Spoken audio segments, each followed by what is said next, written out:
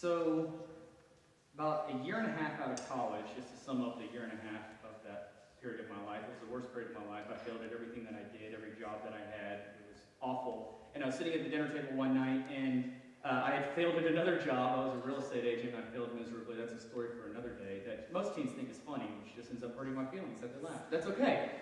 I failed at real estate, and I was sitting there at the dinner table, and my dad says, "Shane, what do you want to do with your life?" I said, I have no idea. I want to move out of my parents' house. That's what I want to do with my life, but I can't afford to. But I said, I don't know. I guess if I could think of anything, I would pick fireman. And he's like, okay, so be a fireman. And I was like, I don't even know how to start being a fireman. I have no idea where you go to be a fireman. I don't know the school. I don't know anything about this.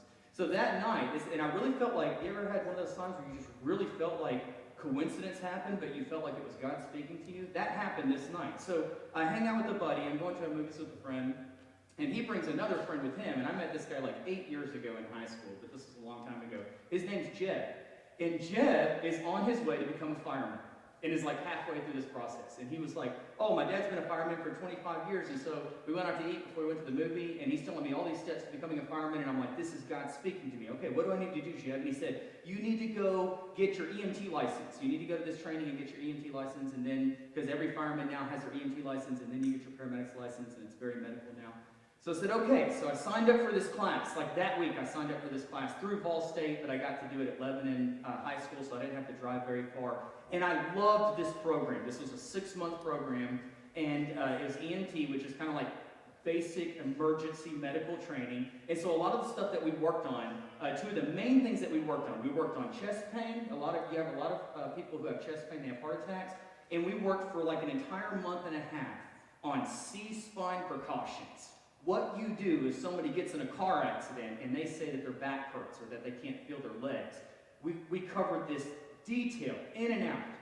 Right after I graduate with my EMT license and I get nationally registered and certified and I'm all excited about getting into the field and I picked up some applications.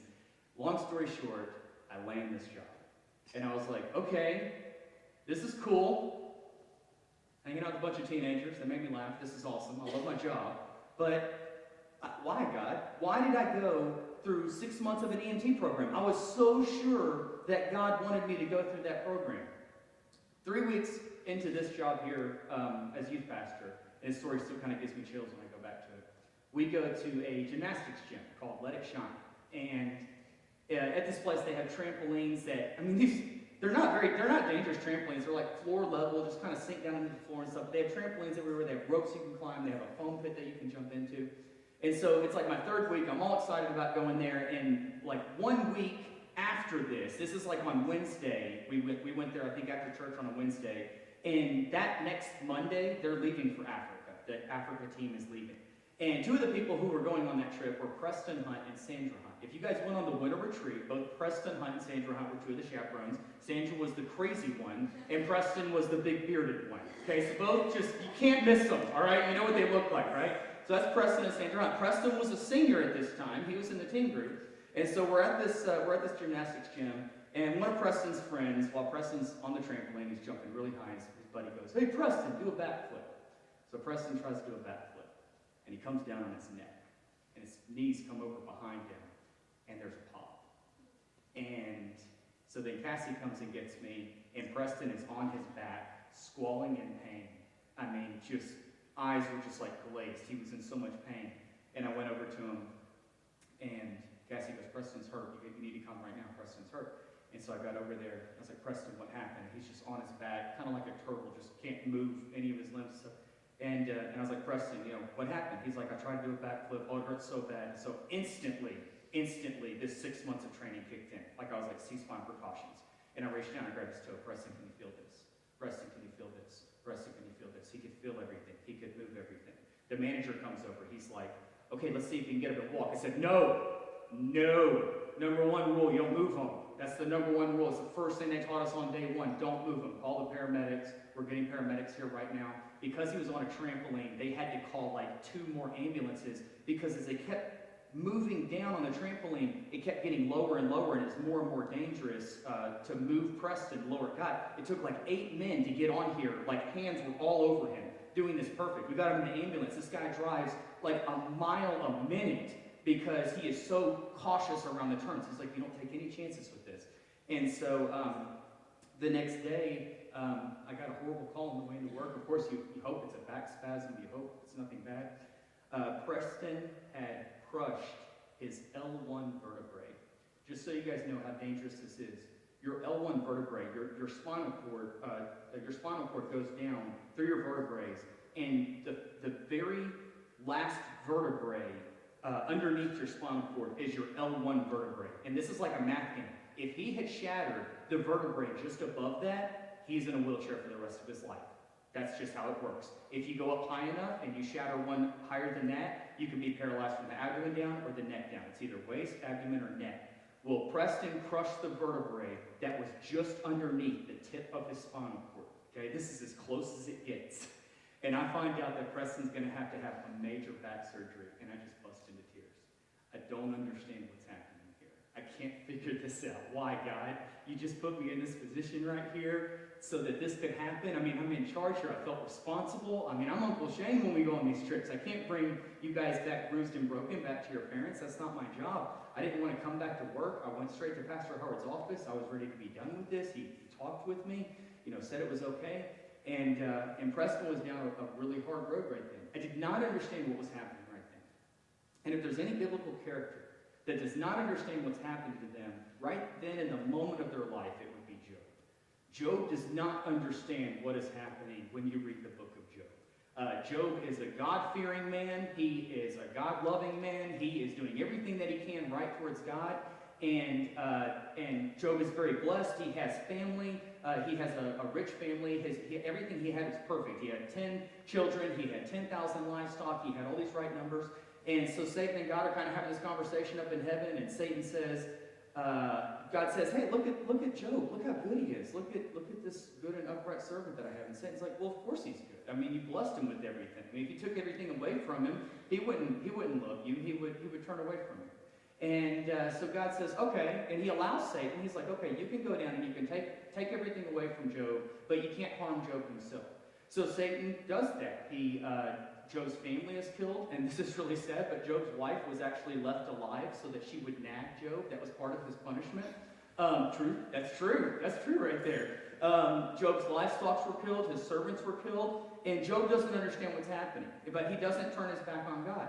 And so God goes, look, he hasn't turned his back on. Well, yeah, you haven't harmed him. And so God says, okay, you can go harm Job, but you can't kill him. So now Job he has all these sores all over him. Everything in life is going horrible. Job has no idea why.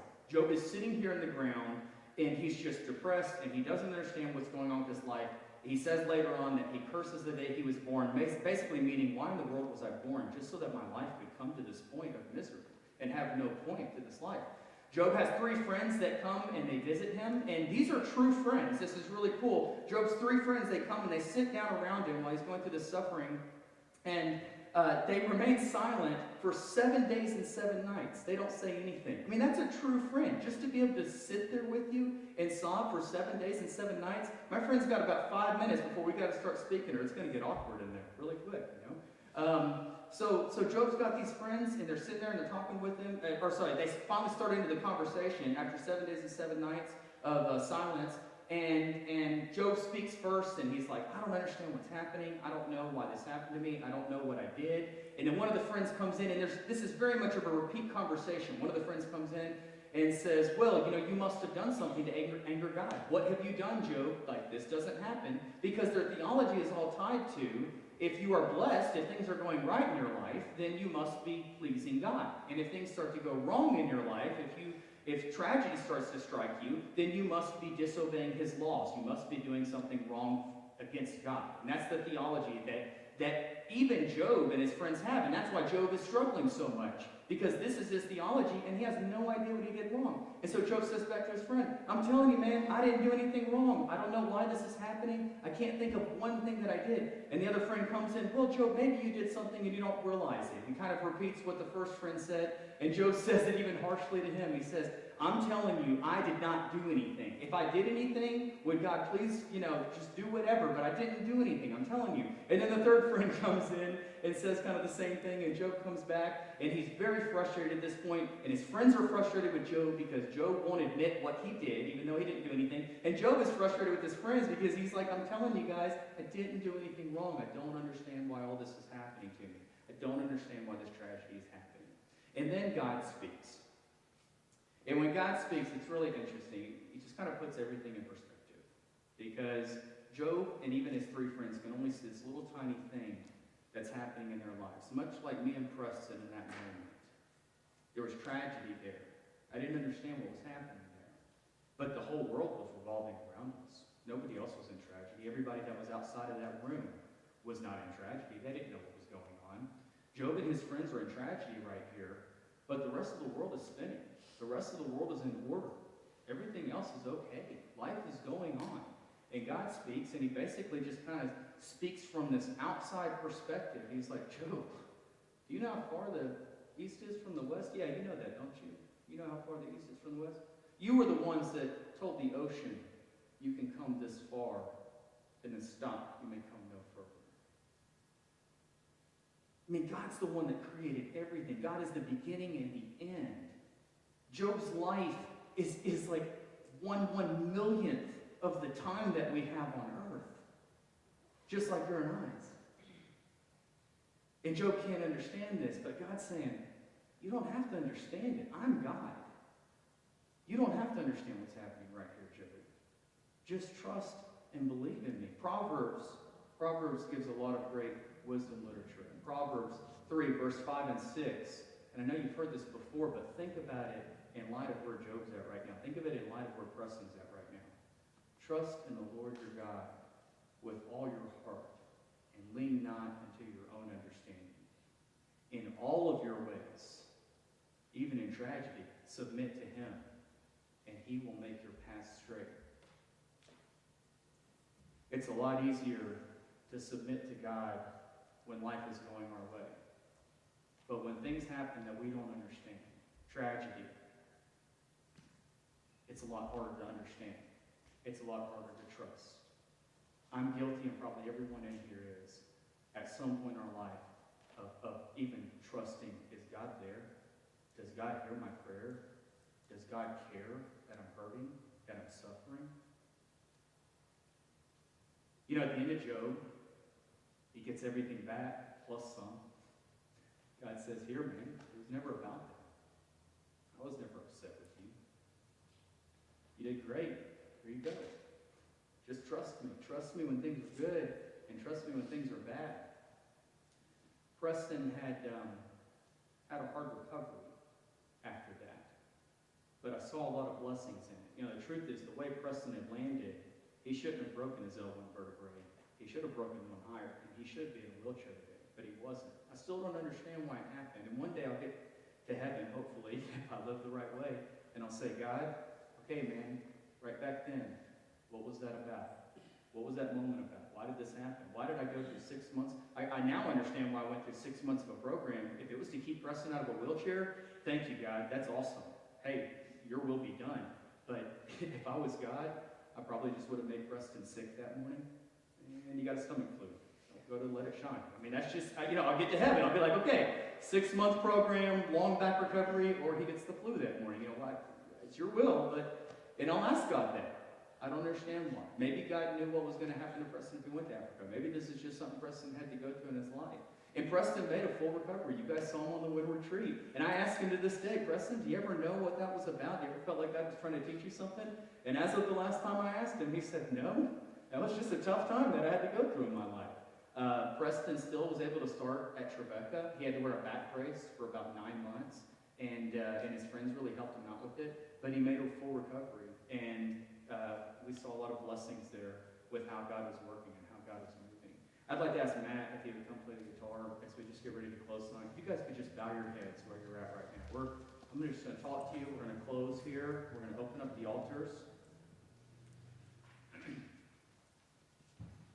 I know that as a teenager, your life is not complete. guys are praying so hard that your life would be complete. And I believe with all my heart that it will be, if you will be patient and trust in God with all your heart and trust in His timing, your life will become complete. I know that there are things in your life that you don't understand. That it seems like what you're praying for would match up with what God's will is. And you don't understand when that doesn't happen. Or you don't understand when you pray for something from the bottom of your heart and you feel like you didn't hear anything. Or that God didn't answer you. But can I tell you something? I promise you that He is there. And I promise you that He's listening to you. And when God does speak in your life, it's going to transform you. So don't stop talking to Him. The altars are open here. If you're having trouble just with understanding something in your life, you feel like you prayed a prayer so many times that it's just repetitive and the words have lost meaning, and you want to come say that prayer again, these altars are open. If there's tragedy in or around your life that you don't understand and is out of your control, much like Job or much like Preston laying there on a trampoline, something that's just completely out of your control, you are just praying for a miracle, the altars are open.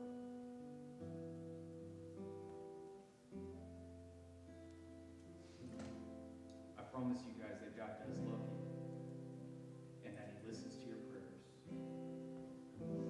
and that He has a plan for your future if you can trust in Him. Let's bow our heads, let's pray. Dear God, we thank you for your scripture. We thank you for your word. We thank you for your words of wisdom. We thank you for your words of hope that you give to us in Proverbs. We thank you for the story of Job, God, that even though in Job's eyes it seems like you're absent, we can see that you're there the whole time. And I pray, God, that you would remind each one of us that when it feels like you're absent, that we can remember that you are there, that you're watching everything and all the moving pieces. God, I pray that we could trust everything that we have in you. That we could lean not unto our understanding, God, but that when we don't understand something, we can say, it's okay, I don't have to understand it because God does, and God knows what's going on, and I just need to follow Him. God, I pray that if there are teens in here tonight, God, that are praying for a miracle of healing, praying for a miracle that's out of their control, that you would answer that miracle. That you would break through time and space and heaven, and that you would come down here and that you would bring a healing touch to those who need a healing touch, God, especially those in our church, those that are facing terminal illnesses, illnesses without cures. God, I pray that you would be with those who are just crying out to you right now at the altar, that they would not leave this place tonight without a feeling of peace, that you have spoken to them, that you are with them, and that you hear their prayer. And God, I pray that you would blow some of these teens' minds in the way that you speak to them and answer their prayers. God, I pray that we could do everything that we know to do to serve you, that we would play our part, that when the going gets tough, that we don't turn away, God, but that we move forward in blind faith, that you are in control, that you are there, and that you have a plan for us. Please be with these teens. Be with us as we leave this place. Help us to lift one another up and keep our eyes fixed on you and your Son, Jesus. We love you so much. And pray that you would just watch over these teens and bless them and keep them safe and keep them close, God. In Jesus' name we pray. Amen. I love you guys. There's absolutely nothing you can do about it. You have to hug 30 people and tell them that you love them. If you have two options.